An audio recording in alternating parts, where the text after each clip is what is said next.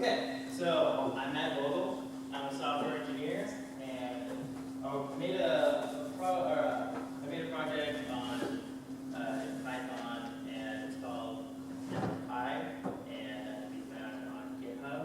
That's Y-A-P-A-T-Y. And the main goals of the project are to increase privacy on the internet, and going from that, it also gets rid of usernames and passwords. Well, it can enable a website to get rid of usernames and passwords. You can also use it to get rid of the registration forms.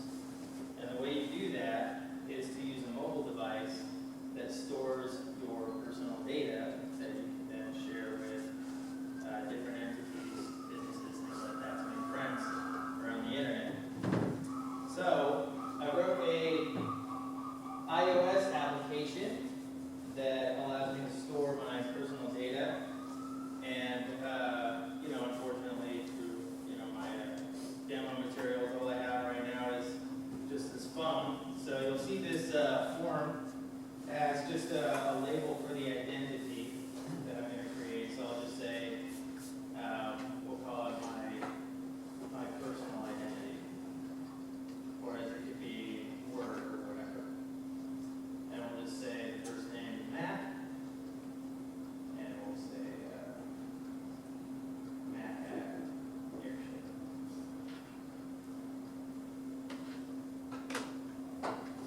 Okay, so I've created that. That's stored on the phone now.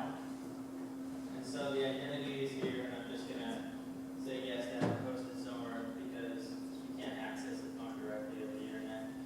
So now at this point, this is just a demo, forum website that could be any website on the internet that implements this framework. So what we have is a QR code that is essentially a friend request that I would scan into the project app here. And hopefully this QR code actually scans because it's pretty useful.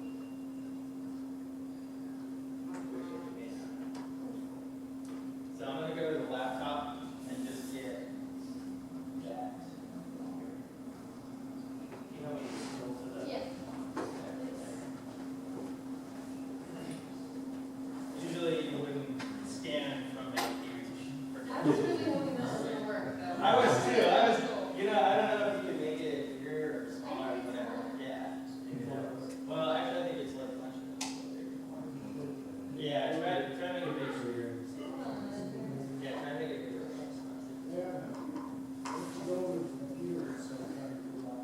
No, I was gonna do that. I don't want let me tell you why. I don't mirror my screens because if some growl message pops up, I don't want it popping up on here because I don't know what my friends are going to try.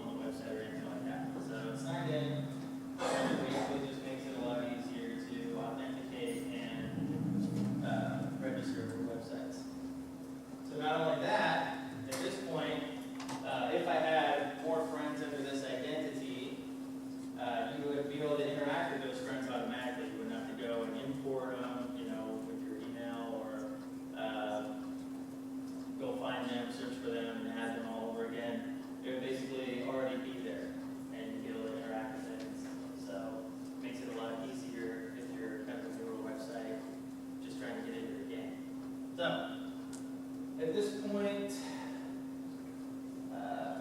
so that's pretty much it. And Yada project is on GitHub, and again, it's Yada Pi. It is the Python implementation of the protocol, and that's YADAPY. I'll also be at Hackathon in 2 weeks, and yeah, that's it. Open source? Oh yeah, totally. What kind of things are you working on right now to do the work? Are you kind of taking notes? Just to get participation at this point. Yeah. I'm willing to help anybody that wants to, take a stab at implementing it. I'm interested in seeing the challenges that people have in implementing it in their particular scenarios, so I can make it more robust for everybody. Just out of curiosity, what are the benefits for something like this versus like a single sign-on using like Google Plus or whatever? Well, this kind of addresses the privacy concerns that people have with those services, and that's kind of where I came from initially with it. And I feel that this is just a more open and more owned by the people solution. So basically the like the Meetup Airship thing that you set up on your phone, so that allows you to share just the information that you want, so you don't have to give them your email address. Correct. Yeah. You don't even use emails. Anybody else have a question? How are you, so obviously there's some server component of this that's storing information about people's phones or something like that, where you're maintaining your friends lists or whatever. Right. Is that, what's that component like? And is that also open source? Yeah, well, right now it's a Django project that it's just a Django server and it runs an API that I'm planning on making open source. And yeah, so that will be open source as well. You just have to be able to accept protocol packets, which I can explain. But yeah, basically you're hosting the phone's identity on that server because phones have limited battery life and limited accessibility inbound. So that's why I had to do that. But ideally it would be to have the phone on an IPv6 address, and then be turned off and you could access it directly and not have the other server, which is scalable to that phone. So does that mean you can't have the same account basically on 2 different devices? Like if you have an iPad, it is a different account? That's a good question. I think you would, actually, you could have the both devices accessing the same server that manages the identity. I guess that would be the answer to that. Cool.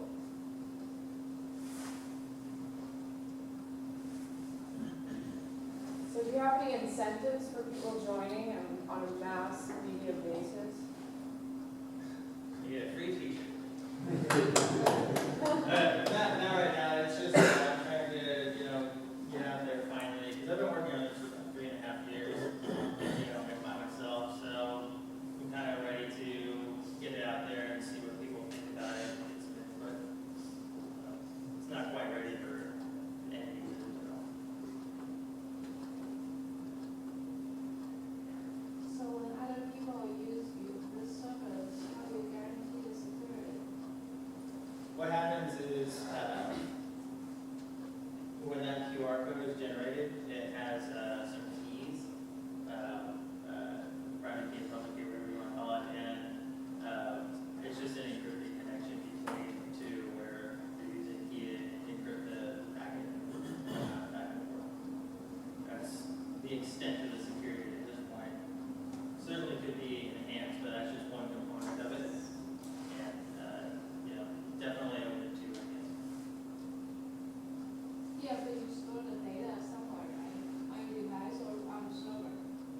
You could, you can store the data on your server, and when you do, you could have your server set up to,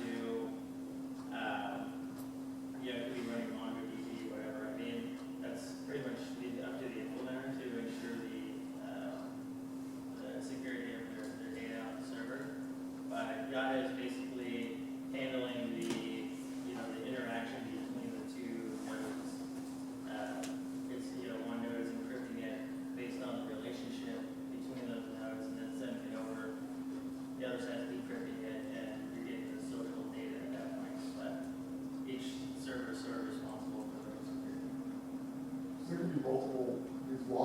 servers out there. Anyone can run one. That's all open source. Just spin up a Django project your way. Yeah. And hopefully people will port it to PHP and, .NET and all those things, and they'll, because it's a standard protocol, it's, agnostic of, whatever. And, they can all interact based on the standards.